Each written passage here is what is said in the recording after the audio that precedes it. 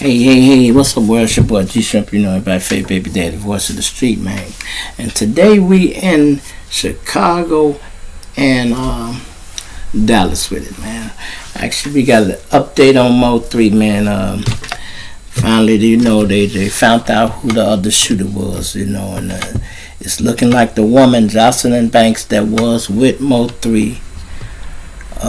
It was a setup. It wasn't naturally that she was involved. She set him up, but it was her jealous baby daddy, man. And then with Mo 3 having money on his head, it looked like dude them dropped the bag, allegedly.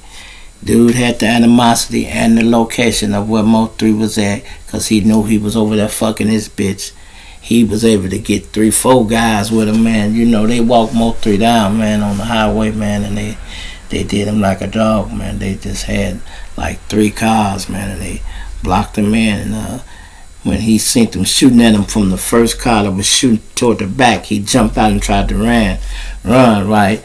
They said it was another nigga in the car had got out and he ran right into the nigga, and the nigga shot him in the chest from the front. He didn't get hit in the head or nothing, because if he got shot in the head from the back, he'd have been laying on his face. He was laying on his back. He was running and ran into a nigga, and the nigga hit him and he fell backwards, y'all.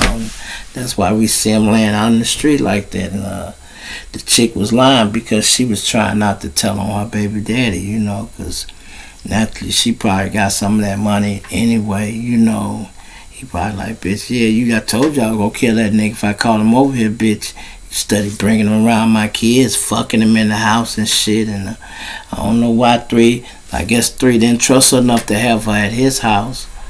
But like I said, Mo 3 was such a motherfucker goon. He ain't had no respect for them niggas. He thought them niggas was some bitches, dog, and that they wouldn't slide on him, because he had slid on so many of their ass, And I guess that's what it was, man.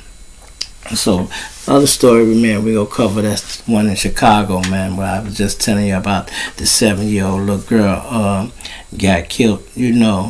They shot up her car, her daddy's car at the McDonald's, right? Well, it looked like the police done did their job, man, and walked the killers down, man. And check this out. This is a breaking news from Channel 7, man. This is what they say. I'm gonna let y'all hear the report. Other people were involved, but he did not go into detail. We got shots fired by the police over here on 290 and just east of Manheim Road. Okay, everybody's okay. We got one guy hit.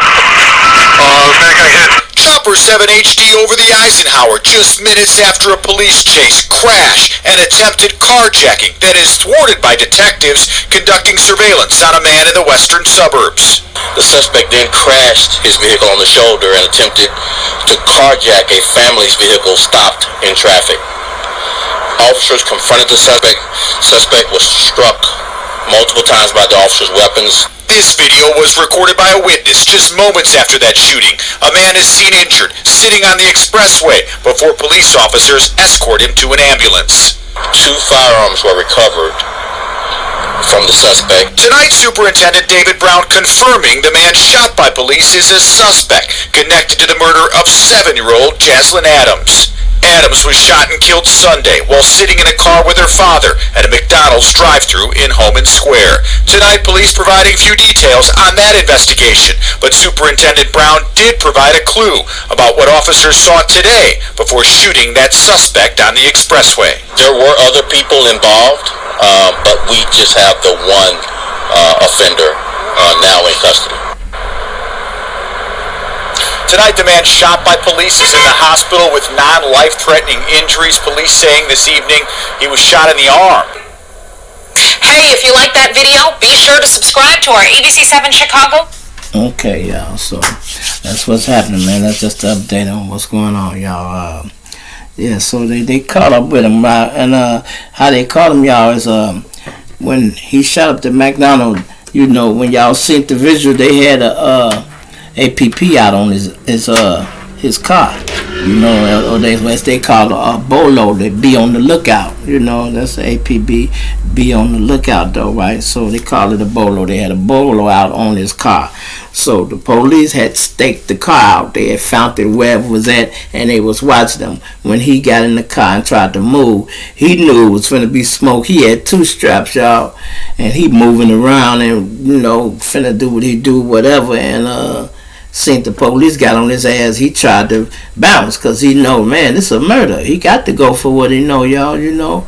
And he tried to get up out of there, and they got on his ass, and he jumped out and tried to carjack a motherfucker on the highway, like they say, and they end up shooting him down. You know, it's good he didn't get away, but, you know, police, they solve the cases they want to solve. When you fuck up, we can kill each other all day, man. They'll let that shit slide, fuck it, you know, won't even investigate it. Bullshit, walk slow through it, don't put all the effort into it they won't. But when you start hitting innocent bystander and kids and shit, and you have a public outcry like that, and then somebody gave the location of that car up or whatever, however they found it, they found that motherfucker. They found it, you know, and they got on him, y'all. You know, they got on him. Like the boy had said at the funeral, man, they got cameras use them. You know, they got cameras use them. And the lady said, we need to break the code of silence on snitching and all that. Unfortunately, that's just something that's kind of hard to break in the ghetto, man. It's kind of like the blue wall to the police. Niggas do not like snitching. I mean, they do it sometime on murders and certain shit. Niggas snitch for different reasons and all that. But don't nobody want to be labeled as a snitch out here and get caught as a bad jacket for your family and some shit you can't come back from. Don't nobody like that. So you got niggas that try to stand up for that shit, you know. Even women, I know women that went to jail and went harder than the niggas. Like, man, I ain't telling them shit, you know, and won't tell them shit. And the nigga get in there and corroborate a few things. He don't tell them nothing, but he say yes or no enough times, goddamn it, till they be like, that's enough, you know. We just wanted to know, did he have an actual red car? We know that for a fact, because you said yeah. And, you know, he say yeah to a few things, and he figure, I ain't told him nothing. Yes, you did. You didn't tell him nothing. You have confirmed some shit. That's just like telling. That's dry snitching. That's just like telling, nigga. Because they, a lot of time, the police, they can sound like they know what's going on, but they don't know, y'all. They be putting the puzzle together. And they might even have the puzzle right. But it takes somebody to come in there and confirm that the puzzle is right. If not, it's still a guessing game. So if you corroborate some shit, you just as worse as snitching. You might as well told the whole thing, because you helped them know they had all the motherfucking right pieces to the puzzle, you know. But, you know, when you got kids involved, you know, can you imagine your little daughter or somebody, man? You know, I got a daughter, man, and my daughter's 25, 26 now, you know, and I can imagine when she was that age, how crazy about her I was. Still crazy about her now, but a motherfucker had touched my daughter, man, I burned the motherfucking city down, dog, you know. Well, no telling, ooh, you know, that's rough, man, so. You know, y'all guys, y'all got the man, I ain't saying you ain't go ride for your block and do what you do, but you got to dial your gangster down sometime. Certain level of disrespect is just over the top. I don't give a fuck if you shot a motherfucker, but you going pissing on niggas' grave and shit. I don't give a fuck if you responsible for putting them in the grave. You don't desecrate no grave. You don't go piss on it, man. You don't do no shit like that, dog. They already want to get you, because you might have put him in the grave. Now you pissing on his grave. You know how many other people you go offend by doing that? Everybody at the funeral you might offend. And let's say you had the option, you know, put one of their guys down and they were scared, and you go piss on somebody's grave. Now you got his cousin that you don't even know, that's up from way over on the west side somewhere. He might ride out south because he want to know, man, what the fuck up, cuz? I seen it on TV. Nigga pissing on cuz grave and shit. Who the fuck is this nigga? Nah, man, give me his address. Fuck that shit. Y'all ain't gonna handle that shit. I'll fuck that shit. I'll get out on him. Now you got new enemies. Enemies you don't know. So that dumbass shit you did got your daughter killed, man. You know. And I I said I didn't want to get down on you or nothing, so I don't want to just shit on you. But man, yeah, that was a bold move you did, dog, and it cost you your daughter life, and they ain't even got back with you yet. You know, you still might have some visitors, niggas. You still might have some visitors, so you know you need to be careful. You need to be careful for real, cause they said they looking for 2 more suspects. They got one. The nigga they got down on the ground. It's some more niggas they looking for. And he had 2 guns. He might have been taking his other partner his pistol. Like, man, come get me, man. Bring my gun. You know, but they got 2, so that means that nigga got to get another gun. When he get another gun, he might be looking for you, nigga. You know. Anyway, you know, and I'm just chilling, man. You know, my birthday coming in a couple of days. The young lady just sent me that request. I guess she looking on Facebook or whatever, seeing my birthday coming up. Yeah, my birthday is on April the 28th. Yeah, and she wanted to know what could I do to help the channel and for my birthday. For anybody who wants to know that question, what can you do to help the channel? I got a Cash App, y'all. My Cash App is strictly $ Brotherville. That's BROTHERVILLE. Period. You know, put some in that Cash Out for my birthday. I need a new cord for my computer. Man, that's what you could do. You can put $10 on the Cash App. Y'all can put $1 on the Cash App. Anything you want to put on the Cash App, do it for my birthday, y'all. Or y'all can do it whenever you got the chance to do it. Just that's what y'all do for my birthday. People that's fucking with the G Shrimp Show for real, and I ain't just watching it because I'm entertaining y'all and I'm swinging it through Facebook. Some of y'all watch this shit. I see it. There's 50 y'all watching this shit on Facebook. Ain't none of y'all went directly to YouTube. So that means y'all ain't really fucking with me. Y'all just letting me entertain y'all. And I ain't doing it, you know. But I look at my other channel. That motherfucker is so far up there in numbers. I'm like, damn, you know. But we got a lot of hard-headed motherfuckers in the city. And sometimes people be busy. They be at work and other shit. I understand it sometimes, you know. But you know, fuck that. Get off Facebook and go do what I asked you to do for a minute. Especially if you watch this show. I see some of y'all watch this show faithfully. I appreciate it. I see the same names. I appreciate it. You know, but man, if y'all fuck with me for real, go on over there and do what I asked you to do. You know, help me get that channel back upright like it's supposed to be, you know. And you know, this shit is gonna bring in a nice little amount of change, goddamn it.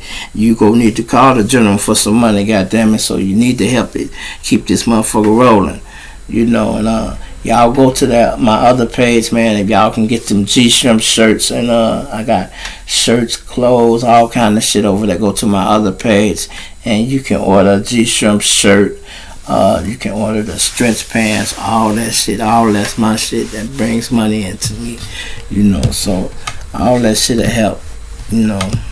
Like I say, I was kind of locked out of that page. The reason I ain't been putting activity on it because I had a problem with my other computer. I'm just locating the cord now. Like I said, I'm going to go buy it this week. Like I said, y'all can help me out. Put some on that Cash App. I'll do that. Then I'll be able to open that page back up and activate shit on that page too. I'm going to run both of them. So it ain't no thing. I'm going to just turn them both on at the same time and keep it moving, you know. It ain't no thing, you know. I think I'll just have one going live for YouTube, one going live for Facebook, and do my phone live from Instagram, and I can do one video and run it like that, man. You feel me? It's your boy G Shrimp, everybody's favorite baby daddy, voice of the street, man. And let me tell you what I was doing last night, y'all. You know, I was up just brainstorming, thinking about some shit, and well, I had seen in my fridge, y'all. I was, you know, y'all see my shit I got. I'm trying to push this Brotherville entertainment, right? So, you know, I was looking at, last night I was on Instagram looking at that real shit. I kind of like that, y'all. You know, I like that shit. I was fucking with that all last night.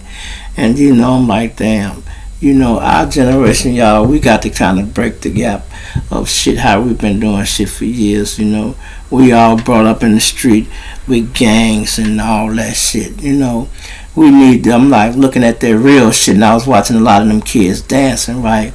And I said, man, wouldn't it be nice if I can get these kids to convince them to go to these sets, these rival sets, and be like, man, I don't want y'all shooting at each other. How y'all go represent y'all deck is if you from O Block, I want to get the dancers from O Block, the young kids, and the dancers from over here on 63rd, and let them have a dance battle. Y'all go represent y'all block that way, and just have a big dance off like that, because I sent them kids, they really was enjoying themselves on that real shit. And I'm like, damn, that'd be dope if I could get them to do that and record it. And we get the younger generations before they get into that shit, because they already on TikTok and in that real shit.